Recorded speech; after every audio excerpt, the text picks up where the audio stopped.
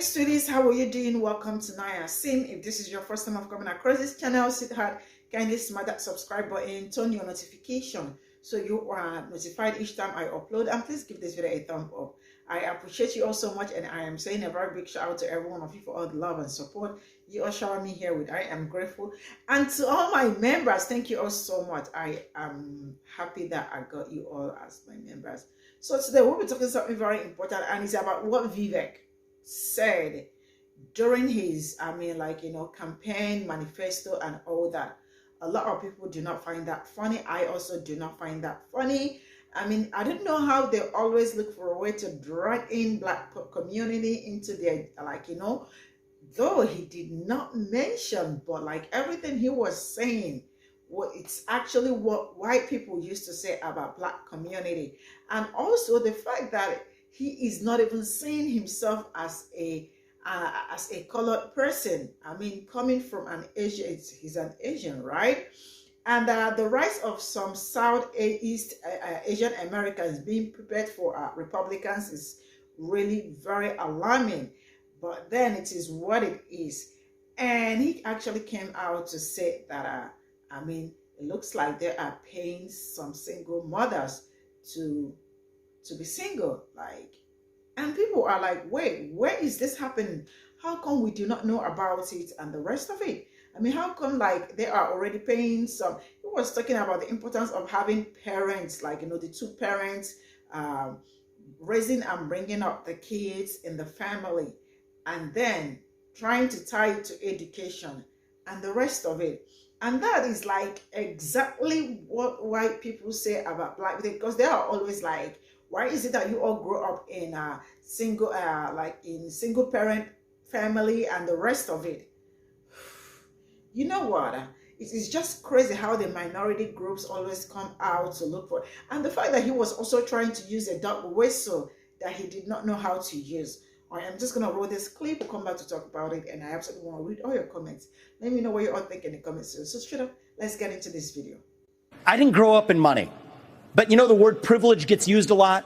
Well, you know what? I did have the ultimate privilege of two parents in the house with a focus on educational achievement. And I want every kid to enjoy that. So part of the problem is we also have a federal government that pays single women more not to have a man in the house than to have a man in the house, contributing to an epidemic of fatherlessness. And I think that goes hand in glove with the education crisis as well, because we have to remember education starts with the family, and the nuclear family is the greatest form of governance known to mankind. Nuclear family is the greatest form of governance. I don't know what's going on when we're seeing the rise of Southeast Asian Americans being puppets for the Republicans.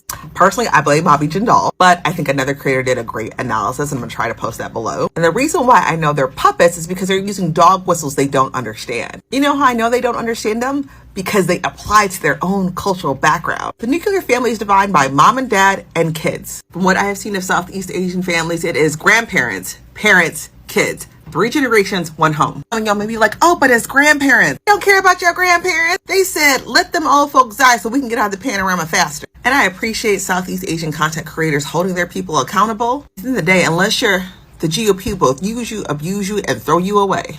Federal government that pays single women more not to have a man in the house. Let's be real here.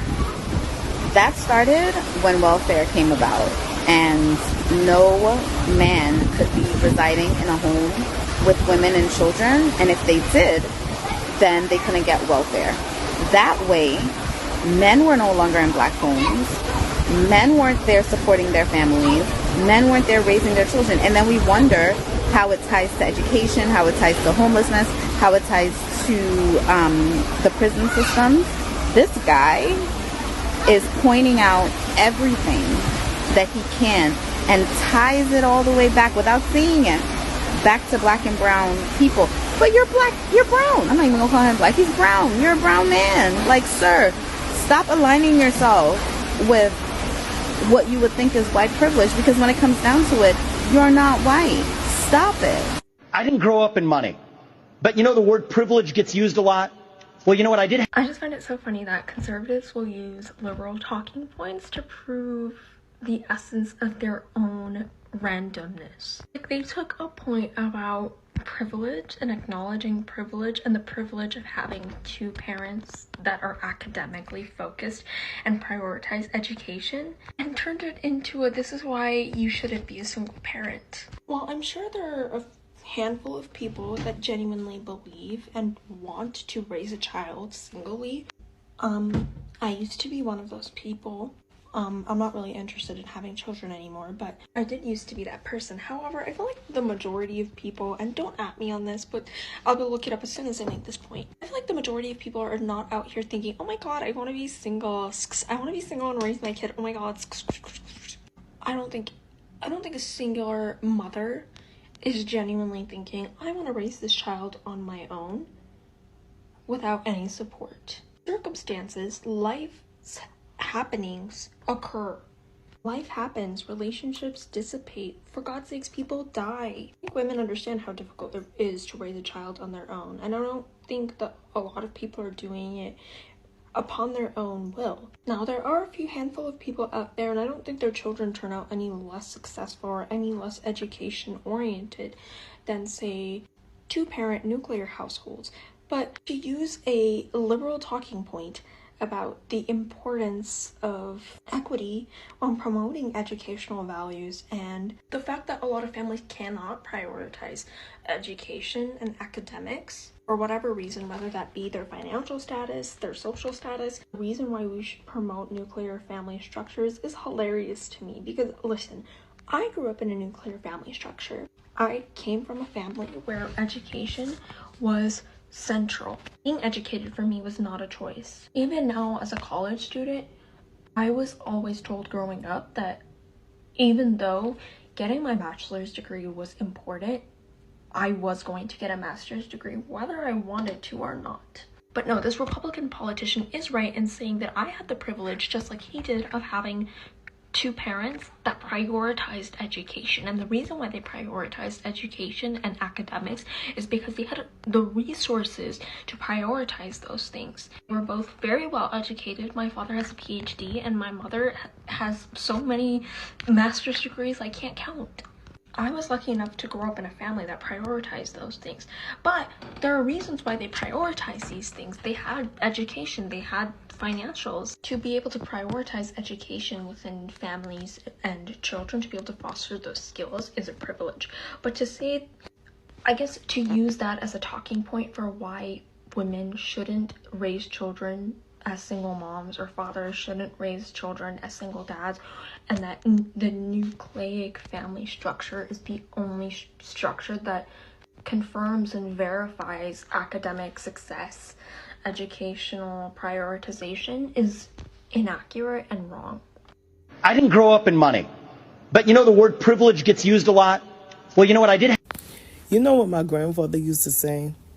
He said, when a man discusses poor, you must run away, because they are the biggest con artists.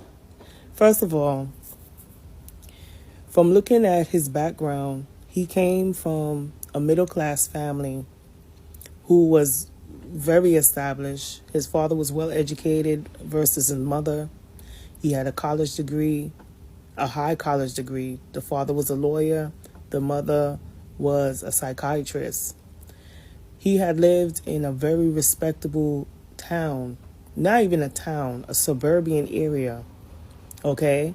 And based on his, the word he speaks, his diction and everything, the only difference is he has a backwards mentality. He sees the world where it has to be perfect because he was trained to that situation. Barack Obama, who was the former president of the United States, Google up all his education. He said the same thing in his speech, that he was brought up not with a silver spoon in his mouth. He said that how he was raised by his grandmother, and after his mother died, he didn't really talk too much about his father. And to me, that was typical how America portrayed him, being as a black man in the society. When you look at most black statistics, They always live in a single parent home, and he strived for greatness, and he went to the best school. When I Googled up his background education, and I'm talking about Barack Obama, I saw he went to parochial school, he went to private school, he went to all these schools, and he even went to a Ivy League school. And before he went to the Ivy League school, he went to another prestigious school. Google it up. Look at Barack Obama's education. That's the same similar speech that this guy is saying, Barack Obama has said. Google it up. Meanwhile, I'm saying to myself, if you was born poor and your grandmother had to constantly work and she didn't have insurance and stuff like that, how you was able enough to get those enrolls in those schools? Now people will say, oh, he probably has scholarships. You have scholarships all the way from elementary to middle school and high school and college. That's why I say when anybody opens their mouth and say that they were born poor and things was hard and I came from a large family or whatever, I run from the conversation, because I know 9/10 of the time they probably did not have a golden spoon and they probably live, average. But poor to me is when you have to live on the street, where you have nowhere to sleep, you can't even have a place where you can go and use the bathroom, and you don't even know if tomorrow, if you can basically live off this paycheck, or you're sleeping in your car. And usually when someone says that they're homeless and poor, they have so much pride that they'll pretend that they may that they have $1 million in their bank account, and they will dress up, and do everything to cover up so society does not look and belittle them. And my grandfather always say, when a poor man speaks poor, that's a rich man who's trying to con another poor man. Because a poor man is very prideful. They want you to respect them. So they will hide away their financial situation and condition only because they're a man of pride. So never listen to somebody and say, I was born poor, or I was in privilege, I didn't make it. Those are the biggest con artists. And I remember Barack Obama said it in his speech. And when you look a fraction of his life, yes, his mother passed away and his father wasn't there, and his grandmother probably had to take care of him. But trust me, he had a house, he had a bed, he lived an average lifestyle, and he basically did what he had to do. That is a rich man or a middle-class man trying to speech and try to talk to the poor man or the average man to say that I'm at your level. But they did it in a way of persuasion, which is an art of being a con artist. And just like this gentleman here, when he made that speech, remember, this is this is all politics. This is their way to law and bring and influentiate people. Okay? We can't go by people that's talking. You see how the world is today? Look at the other side of the map. They're coming together and we're collapsing because we keep on picking up con artists coming on this platform trying to say that they're here to help the people, and they're not. We have a federal government that pays single women more not to have a man in the house. Then somebody owes me a large amount of money. I could easily prove that there's no man living in this house. Like, where do I go get that? Clearly the government owes me some cheddar. Where is my cut, bitch? We also have a federal government that pays single women more not to have a man in the house. I would like to know which federal government is offering a payout for their single women not to have a man in their household, because I am single and I have not received the payout. So if anyone could let me know which government, because I would like to move there. I do know that this is not relevant to the United States of America because I live in America and I have not received the payout. Unless I'm missing something and I need to sign up for it somewhere. If it is in America, can you let your girl know an 800 number, a website that I can go and sign up? Because all I've been doing the past 10-ish years that I've been an adult in this country is I've been giving the country my money. They have been taking my money. I have not been given money. I have only been given back money when I paid too much. So they give it back, but like a small portion of it. I would love the money right now. So let me know the 800 number. Family and the nuclear family is the greatest form of governance known to mankind.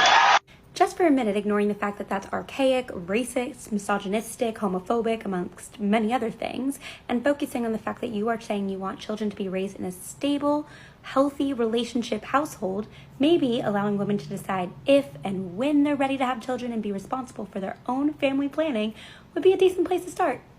I didn't grow up in money, but you know the word privilege gets used a lot.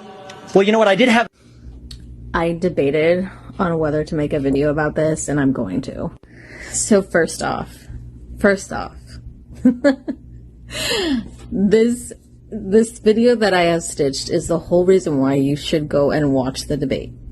Because it's people like this who are trying to say something but not really saying it all, and just outing yourself and lying is exactly who we have in the Republican Party. Sir, you just outed yourself as a liar. Because the fact of the matter is did you really think that we wouldn't go back and actually look and see where you came from? I'm talking about financial wise, because clearly you saying this and lying to the American people is exactly why we don't trust politicians. Sir, your parents paid $15,000 for you to go to school. Your mother was a psychiatrist and your father did something else that was also heavy in income. So no, sir. All the money and all the wealth that you grew up in, did you really think that was normal? Did you really think that was normal? I'm sorry, sir. Did you really think that was normal? Because that clearly explains the outlook and your perspectives about the economy and about the working middle class and the lower class. You clearly have no idea what you're talking about. And the reason why I want people, to watch it, and what you should take from this is that all of the people, I don't care who you were rooting for or who you've been following in this past year, but they are all so disconnected. And I don't know what we're going to do, guys. I really don't, because these people are participating in a debate because they feel like they have a shot at becoming president, right? But I think that's already been decided. We're going to probably get somebody who is either an extremist or doesn't understand the economy or is completely disconnected and is going to be a puppet like Biden. You know, that's basically what it sums it up to. I don't know how you get somebody in office that's not running, but that clearly needs to happen because all these people just have no idea about what's happening in the economy. None of them can relate. Absolutely not. They're so disconnected. It's ridiculous. But that's just my take on it. I still encourage people to watch it just because I want people to understand. I want people to understand why this keeps happening. You need to see the cycle in order to understand why the cycle puts out what it does. But that's just my take on it.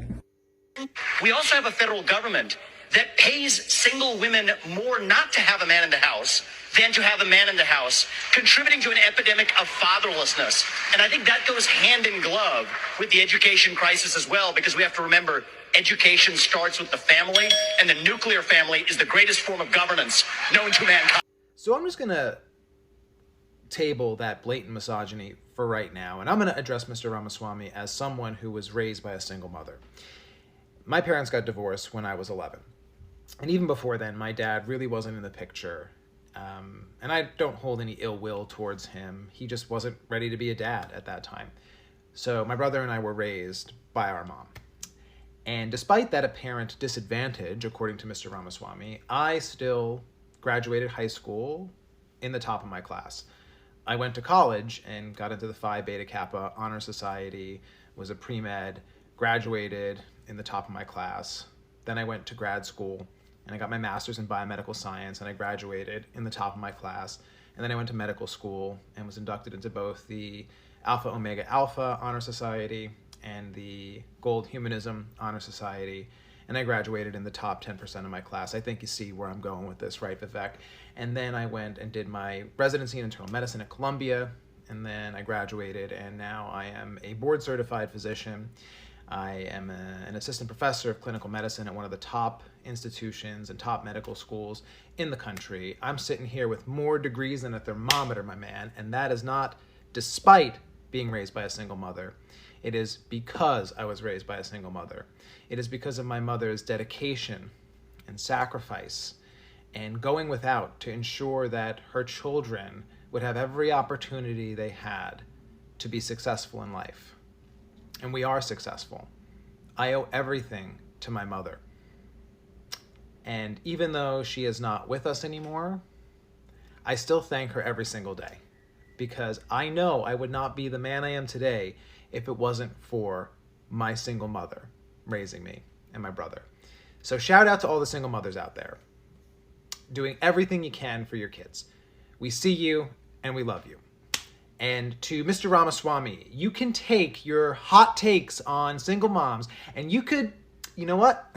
I'm not going to say what I really want to say because my mom raised me better than that. So I'm just going to say, have a blessed day, Vivek.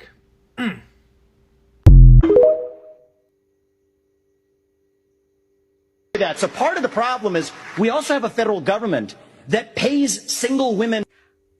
I have a couple things. One, I'd like my money, please. Two, do you know how many men are in Congress that would have had to propose and pass a bill like this? And yet it's a woman's fault that it exists. If it exists, I don't know. I haven't seen it. But also talking about the pandemic of fatherless homes. So you're putting the blame on women for men that left. Okay.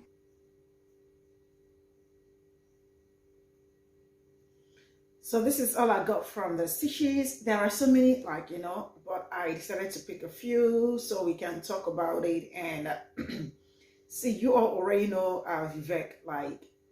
I have, brought so many of his videos here because that man is a fascist. Actually, you can also sense that he actually got nothing great to offer, and especially to Black community. And if you all listen to what he was saying, I personally feel like, that he was trying to tie this to Black community and people of color, right? Then he came up the way he came, and a lot of people did not find this funny. A lot of people thought man, who is this clown?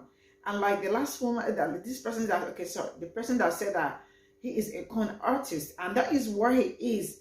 They just are looking for a way to lure people into their group or whatever, just to get the votes. And then when they are done getting the vote, that is the end of it. And I am not supporting this man, not even for any day, because he is against the Black community. And you all know already, I'm a pro-Black. Anybody that does not support what is going on in Black community, anybody does not uphold Black community, because you cannot talk shit about Black community and you come through the other side.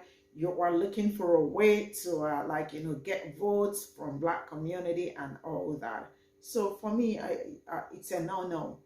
And the fact that a lot of people are also coming out to call him out on his BS, and also where he said he was trying to disrespect Black single motherhood and single mothers and all that. Some people did not choose to be single, to be a single mother. One or two things happen, and that is how it is. And they are also out there keeping up and doing the best they can do for their kids and all that. If you want to think, or if you are thinking that some people decided to be single parents and all that, like, that it's your problem, not even mine, like, you know. And also lying. I mean, he's a liar. I'm sorry to say this, but then that is what he is. Like, where is it that, I mean, a government is paying some women to be single mothers? Like, I just don't get where that lie is coming from. But though it is obvious he was lying and all that. And I feel like they understand what they are saying, and that we also, Black people especially, we need to stop infantilizing them. Yes. Because for him to come out and make that statement, you know, sometimes they do not know how to use their dog whistle, and then they come out to make a lot of blunders and all that. But man, it is what it is. And as you all can see, a lot of them are also, like, you know, coming out with their manifestos and, like, you know, lying a lot about it and the rest of it. So we all really need to be woke and know who the people we are bringing in, that we are voting for. I mean, that will be voted in to lead next year, because you all can see, like, the ones that people voted in aren't doing great and do not have the interest of Black community. Because I am also, I am going to be in support of anybody that is supporting Black people. If you have the interest of Black people at heart, then now we're talking. But if you do not, I don't think I will ever, like, you know, come out here to say something nice about you. But then you all already know Vivek. It's not like I am telling you all not to vote for him. You all already know him.